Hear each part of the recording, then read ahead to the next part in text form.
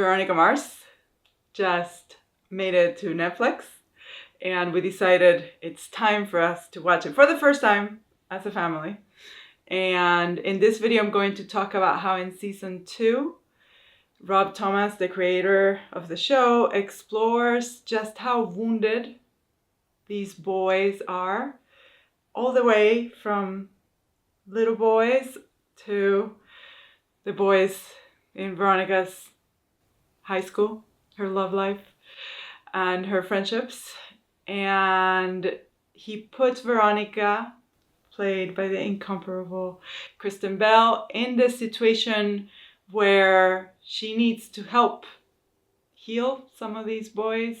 And one of the great things about this season is that as she heals them, they heal her in return. It's a pretty dark season. I would argue it's darker even than season 1, but this is a noir. And one of the episodes that, at least for me, set the tone for the whole season was one in which Veronica found herself, in order to solve the mystery of the week, trying to pretend to be a babysitter so she could figure out which one of these boys that she was babysitting were being abused. And what we find is a pretty disturbing tale of boys being abused, or at least mistreated or misraised. They're not being raised right on various sides of the Neptune spectrum. Neptune from the start has always been a place that has very, very wealthy people and also poor and lower middle class people. And she ends up watching all these different boys who are either being pushed out of their humanity by the need to excel, or who are complete tantrumy messes because their parents are divorced and there's not enough time for them. And this, for our delightful Veronica. Is she delightful? She's very delightful in her wit, but her life is not quite delightful. Sets the tone of what she'll have to do throughout the whole show. And of course, she's not just having to rescue these boys who are just there. She's having to rescue the boys in her life. When it comes to Veronica Mars, I am unapologetically, or maybe a little apologetically, Team Logan. He's the one that I think deserves her heart. Now, this is I've only watched 2 seasons, but so far, even though it's a rocky relationship, that's the one that I'm rooting for. And the season opens on the first episode. We have him come in and he's wounded, and she holds him on the couch, his body that's like prostrate on the couch, and she's tending to him.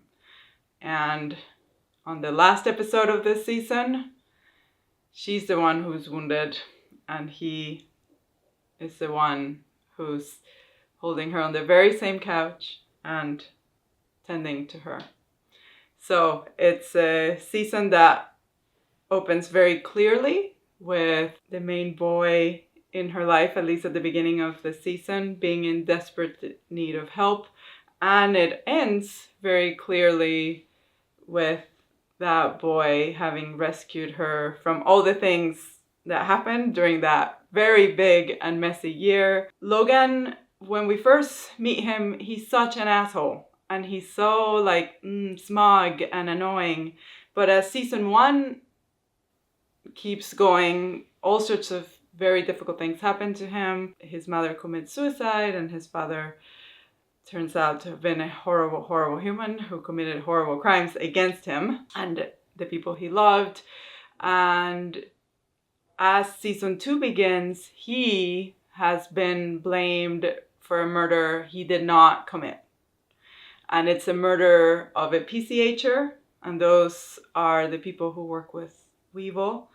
And suddenly he finds himself in all sorts of trouble with Weevil and his gang, but also eventually with the law, because they decide that, you know, he is the person who committed. And we know from the start that he didn't. And he needs Veronica's help to sort out why he's been set up. He also ends up becoming emancipated because his mom is dead and his dad is in jail. So he is a very wounded boy who's suddenly completely on his own, especially once his immature behaviors, which we knew were there, caused Veronica to break up with him because she just can't take it. She can't take looking after her boyfriend. That's not her role. And of course, they will forever, I'm guessing in the show, certainly so far, keep giving and taking and giving and taking and needing each other, and, you know, like enemies to lovers, lovers to lovers, all of those things. The fire is very strong there, but they keep requiring each other's assistance in order to work through the many things that they are in the process of trying to solve. For him, it's a personal matter. For her, it's always her life. She's always trying to solve these very difficult crimes. But as Logan finds himself completely adrift from all the trappings of family and then the woman he loved, he actually grows up.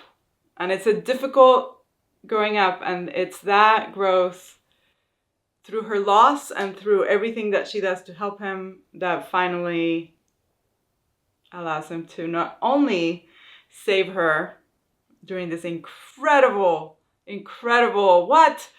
revelation on the roof where she's on deep danger, but also save her from doing something that she's not, because she is so angry at this other character that she is about to kill him. And she is going to kill him, and we can kind of see how he has it coming. And he says, Veronica, you're not a killer. And he stops her from doing something that she would have regretted for the rest of her life. But he's also reminding her that despite all the horrors that she's always surrounded by, she is a good human, as good a human as it gets. And that is why I'm Team Logan, and why everything that she does for him, he pays it in curious ways, but sometimes in the most grand gestury of all ways. First loves are hard to get over, and in Veronica Mars season 2, she's really struggling to get over Duncan, played by Teddy Dunn, who was a loving, kind, smart, gentle first love. They broke up for some legitimate reasons that had nothing to do with either of them. So it makes sense that once she realizes that Logan is behaving like a 5-year-old and a very naughty 5-year-old, that she would go back to Duncan, who is so stable and who loves her oh so much. Duncan, like the rest of the wounded boys, is struggling mightily because his sister was murdered, and he's still working through that, as one would. And his parents are now on trial for everything they did to hide the fact that they thought he had killed Lilly, and no, he had not. He is also finding himself alone for the first time, just like Logan. He also has emancipated himself, and now he lives in a suite, a very fancy suite in the Neptune Grand. And this puts him in a situation where he and Veronica can be unsupervised for much of the time, except that eventually Logan moves in with him. So unsupervised by parents, but supervised by love triangle delight, which of course makes for great watching. But one of the things that's happening to him is that not only is he alone for the first time and grieving and being with a girl that his mother completely hates, he's also trying to process his previous relationship with another very, very sweet and smart blonde named Meg, who, unlike Veronica, does not have the sassy or the darkness around her. Or does she? She's not somebody who projects darkness, and as played by Alona Tal, she certainly is very angelic, except that as the season begins, she's really mad that Duncan left her for Veronica. And as the season develops, we realize that her anger is completely warranted. But this takes a great toll on Veronica and Duncan's relationship. And for a while, I felt like he was a crap boyfriend. I did a lot of complaining about him as a boyfriend during most of the season. And then as it all ends and Veronica and Duncan must part for very legitimate reasons that are related to Meg, he says, I love you, always have, always will. And you believe him. And so does she.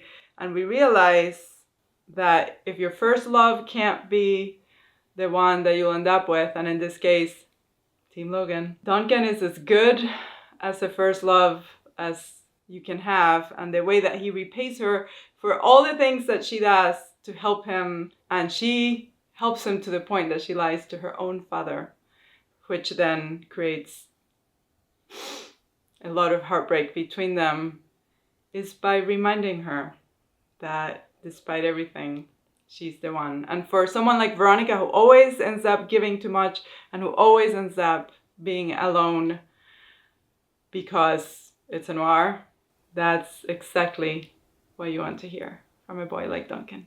In season 2, Veronica Mars finds herself, as I'm guessing she will for the whole show, still having her virtuous for a noir, but certainly tentative alliance with Weevil, played by Francis Capra. And Weevil, of all the boys in the show, has always been the one that's more like a man, right? Of the boys that she goes to school with, Weevil has been this person that, because he runs a motorcycle gang and he's very loyal to his family and he has had all these responsibilities and committed all these crimes, he's been the one that is not a boy, he's a man. And this man finds himself with his whole world being shattered. His best friend Felix has been murdered. He thinks at first it's by Logan, and he's really trying to get Logan back for it because he is so mad. But he figures out fairly quickly that Logan is not the one who did it, which then, one of my favorite things, puts them together. Now they must figure out who the murderer is. But what he realizes is that his gang is tied up in all sorts of things behind his back. Really bad things, that he was into stealing cars, which is not the greatest of activities, but it's a fairly noble way of going about organized crime. But these people are now doing all sorts of really awful things, and that's how Felix ended up getting murdered. So he is suddenly now realizing that his gang is against him, that they're lying to him, and he also is determined to find out who killed Felix and make sure they pay in the way that you pay with organized crime. So where does our most mature of the young men go to for help with all of this? Veronica Mars. Of course. Where else would he go? Who else, like him, is way more mature than everybody else around them and has the brains to crack this? And for her, she has affection for Weevil and she has affection for Logan. And it's all tied up with a much bigger thing that she's trying to discover. So she ends up being all mixed up in this. And, you know, they're always going to be tentative with each other. But the way in which he repays her is that as exams are coming up and she is just completely overwhelmed with all sorts of things and she needs to get A's on everything, or she won't get the Kane scholarship and go to Stanford, he comes to her and he's like, I need help. And she's like, oh God, what is it? What do you need help with? And he goes, algebra. And she's like, the math? And he's like, yes, because he promised his grandmother he would graduate. That's what his grandmother wants above all else, to see him graduate. And if he doesn't get a B on the final, he won't be able to graduate. And for me, that's a moment in which we realize that he trusts her with his life, with the most important thing for him, which is making his grandma happy. And that, I thought, was a beautiful way for him to really show his bond toward her, which I'm guessing will continue for the whole show. And it will always be tentative and complicated, but with a bit of heart and love right underneath. Veronica Mars's greatest ally, her most trustworthy ally besides Keith, her father, is Wallace, played by Percy Daggs III. And in season 1, she relied on him for so much, and it was the stability that she needed. But in season 2, he's having quite a year. Everything in his life is completely imploding. He finds out that the person he thought he was his father is not his father. He ends up leaving for a while and ends up getting accused of a crime that he did not commit, which of course she needs to help him with. And his whole identity is just in flux, and it squeezes Veronica in interesting ways because she always could count on him. And now it's payback time. He has to count on her. And of course, this is Veronica Mars, she will deliver. It's easy for her to figure out how to solve cases for him and how to get him out of things, because that's what she does. But the thing that becomes a huge trial for her and for their friendship is that he falls in love with Jackie, played by Tessa Thompson.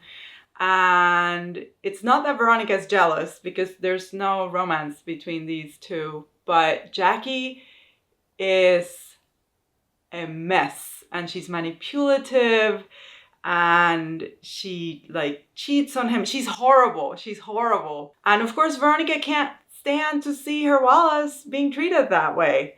She's an amazing, delicious villain, and Jackie, ends up having the most incredible turn I've ever seen in this show, or maybe any show, where we go from hating her with every part of us to just loving her so much and getting her and being so brokenhearted that she will no longer be around in the show. She'll be around, but not in Neptune anymore. It was an amazing turn.